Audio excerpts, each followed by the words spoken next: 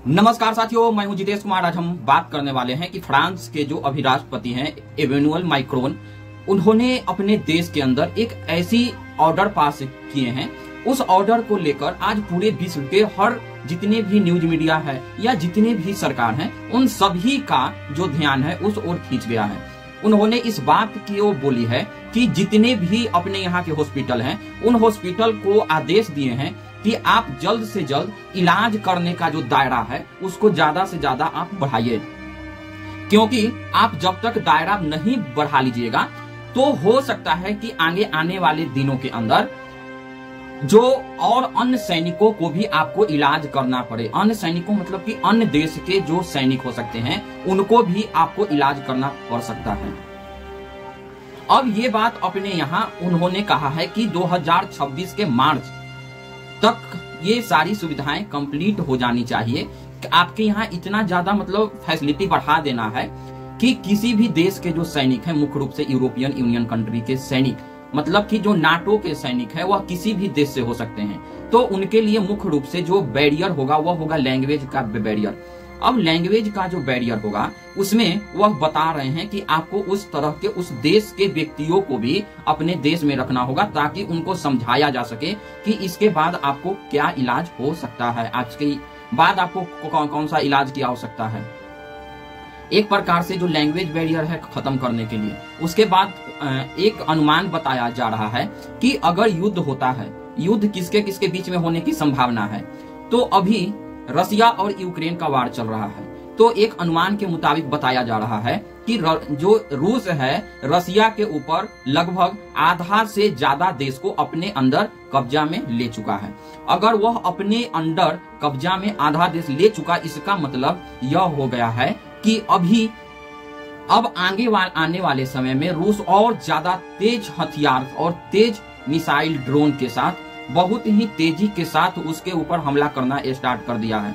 और हमला करने के साथ ही साथ वह बहुत तेजी से रूस के जो सैनिक हैं वह यूक्रेन के अंदर घुसते चले जा रहे हैं। इसीलिए आप सभी को, हम लोगों को मालूम है कि जब प्रधानमंत्री एससीओ की मीटिंग में जा रहे थे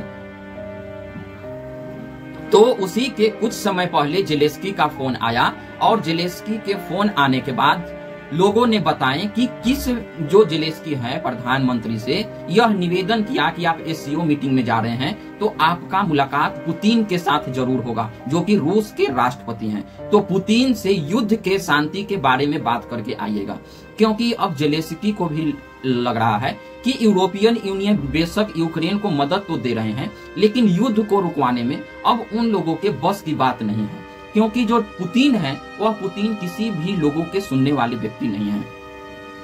अगर अभी के दरमियान या अभी के अगर हम जियो पॉलिटिक्स के अनुसार देख लें तो अभी सिर्फ और सिर्फ जो पुतिन है वह भारत के प्रधानमंत्री नरेंद्र मोदी एक ऐसे नेता के रूप में विश्व में उभर कर आए हैं कि जिनका बात दोनों देशों के साथ होता है। जेलेंस्की के साथ भी होता है जो यूक्रेन के राष्ट्रपति हैं, और रूस के राष्ट्रपति पुतिन के साथ भी होता है।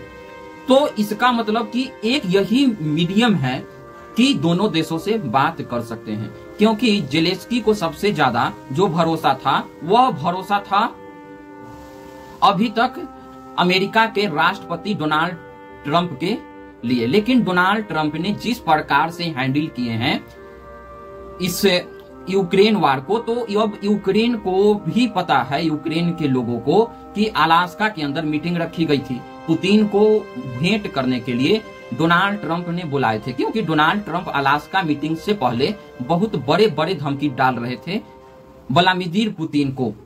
लेकिन अब क्या हो गया है कि जब से अलास्का के अंदर मीटिंग हुई है तो पुतिन ने स्पष्ट तरीका से अपना सारे के सारे जितने भी उनका विचार था वह जमीन को लेकर, युद्ध को लेकर, उन्होंने स्पष्ट तरीका से डोनाल्ड ट्रंप को समझा दिए हैं। क्योंकि डोनाल्ड ट्रंप और पुतिन के बीच में मीटिंग जो था वह तो दिखावे के लिए 3 घंटा से ऊपर का मीटिंग हुआ, लेकिन आप उसी समय डोनाल्ड ट्रंप का चेहरा देखिएगा तो जैसे अलास्का मीटिंग से निकलने के बाद तो उनका चेहरा उतरा हुआ था। मतलब जो सोच कर डोनाल्ड ट्रंप गए थे वह तो अंदर हो ही नहीं सका बात, क्योंकि पुतिन ने अपना सारे के सारे मुद्दे रख दिए थे। और जब, क्योंकि यह एक और बात बाहर खुलासा तब निकल के आई थी जब खाने का मेनू या हर घंटे का मेनू जो था वह पहले ही फिक्स हो जाता है, लेकिन वह रूटीन फिक्स होने के बाद उस प्रकार के कार्य नहीं हुए। तो अब ये सारे स्थिति को देखते हुए एक प्रकार से असफल टाइप का रहा, क्योंकि हाल में अमेरिका के अंदर जनरल सेक्रेटरी से पूछा गया, जो डोनाल्ड ट्रंप के जनरल सेक्रेटरी हैं, उनसे कि रूस और यूक्रेन के युद्ध के बारे में आप लोग कहां तक पहुंचे। तो उधर से जवाब आता है, यह फॉक्स टीवी पर इंटरव्यू के दौरान आया कि अभी रूस और यूक्रेन का जो वार है वह वार मुश्किल से ही बहुत धीमे आगे बढ़ रहा है, क्योंकि रूस उस बात पे मानने के लिए तैयार नहीं है जो अमेरिका चाहता है। मतलब यहाँ तक स्पष्ट और क्लियर हो गया कि दोनों में से कोई भी देश अभी इस नतीजे तक पहुंच पाने में एक अच्छा सा जो रोल है वह निभा सके, नहीं निभा सके। इसी के बाद अब जो है आगे, क्योंकि रूप जो फ्रांस है, फ्रांस के राष्ट्रपति मैक्रोन एक बार पहले भी पुतिन के ऊपर निशाना साधते हुए बोल चुके हैं कि पुतिन ऐसे व्यक्ति हैं कि उन्हें दूसरे के जमीन खाने की आवश्यकता है, वह हमेशा किसी न किसी का जमीन लेते ही रहेंगे।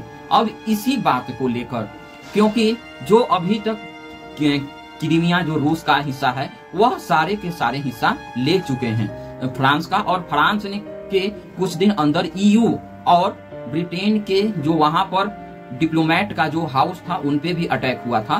तो ये अब स्पष्ट हो चुका है कि अगर जल्दी वार नहीं रुकता है तो मुश्किल हो जाएगा यूक्रेन के लिए, क्योंकि आधा जमीन ऑलरेडी ले लिया गया है, अब आधा ही बाकी है। और जिस तरीका से पीछे यूक्रेन की सैनिक हटते जा रहे हैं और यूक्रेन की सैनिक की मृत्यु रोज के दर पे होते जा रही है, तो ज्यादा दिन तक यूक्रेन रुक नहीं पाएगा।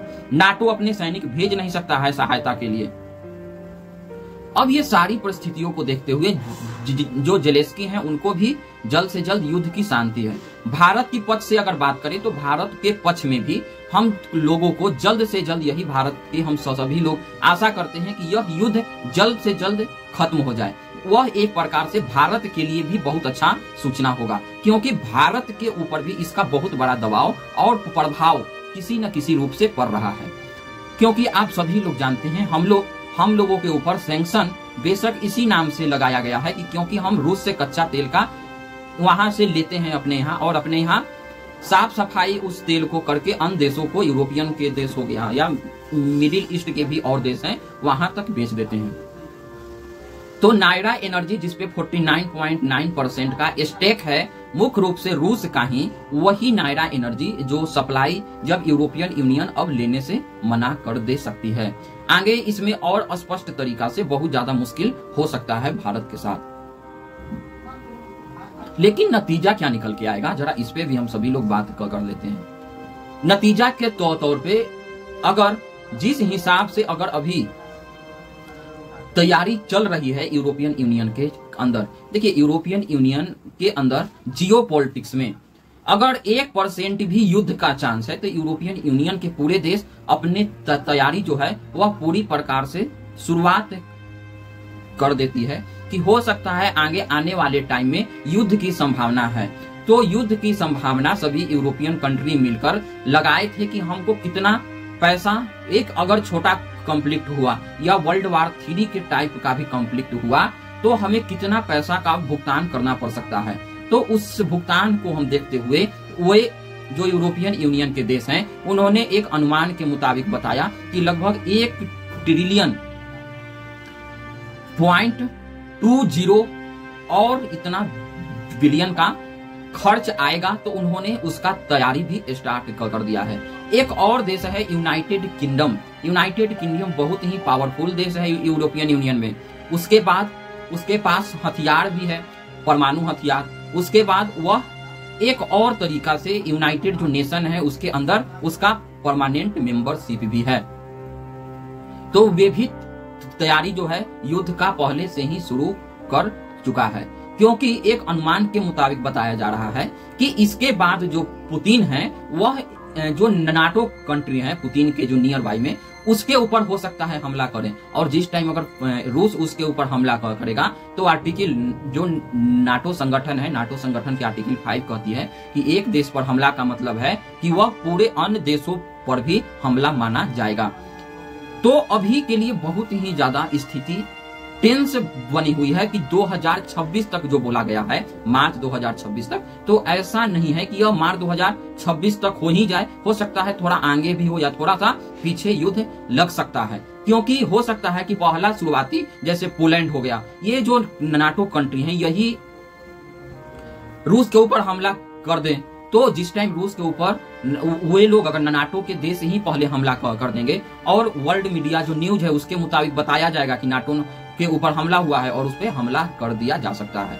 लेकिन देखिए, एक बात तो कंफर्म है कि हो सकता है कि अभी जो आने वाले टाइम बना हुआ है उस टाइम के अंतर्गत बिल्कुल भी यह बात कंफर्म नहीं है कि ये यूरोपियन यूनियन के देश आपस में युद्ध में आ जाए, या यूं बोले कि रूस और अमेरिका ये दोनों देश आपस में आ जाए। हाँ, अभी जैसे फ्रांस बोल रहा है तो ये आ सकता है, लेकिन अमेरिका रूस ये दो देश जो है, अमेरिका खास करके युद्ध साथ में अकेले कभी भी नहीं ये लड़ता है, वह लड़वाता है अन्य देशों को।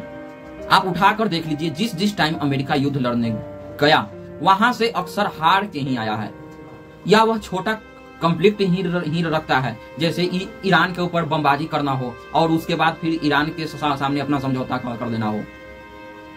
क्योंकि ईरान के ऊपर भी जब बमबाजी की गई तो जो और ईस्टर्न कमांड है उसके ऊपर भी ईरान ने हमला किया था, तो अमेरिका जो है वह बिल्कुल शांत रह गया। तो इसका मतलब यह है कि अमेरिका आज इसीलिए इतना पैसा में सुपर पावर है कि वह हथियार बनाकर बेचता है, वह खुद कंफ्लिक्ट में नहीं उतरना चाहता है। तो इसके बारे में आप और क्या कहना चाहते हैं? क्या वर्ल्ड वार 3 हो सकती है? अगर मैं अपना व्यक्तिगत विचार बताऊं तो ऐसा होने की संभावना बहुत कम है। रूस के साथ एक छोटा कंफ्लिक्ट तो देखने को मिल सकता है, लेकिन लंबा कंफ्लिक्ट के अंदर पड़ना यूरोपियन यूनियन के लिए भी बहुत ज्यादा मुश्किल है, क्योंकि अभी चाइना, रूस, ये सारे के सारे जो हैं, नॉर्थ कोरिया, बेलारूस, ये और जो अन्य देश है, यह रूस के पक्ष से ही हैं। आगे क्या हो सकता है आप हमें कमेंट के माध्यम से जरूर बताइए। आप सभी लोगों से रिक्वेस्ट है कि आप हमारे चैनल को ज्यादा सब्सक्राइब कीजिए, लाइक कीजिए और शेयर कीजिए। हम अगले वीडियो में आप सभी लोगों से मिलेंगे। जब तक जय हिंद, जय भारत।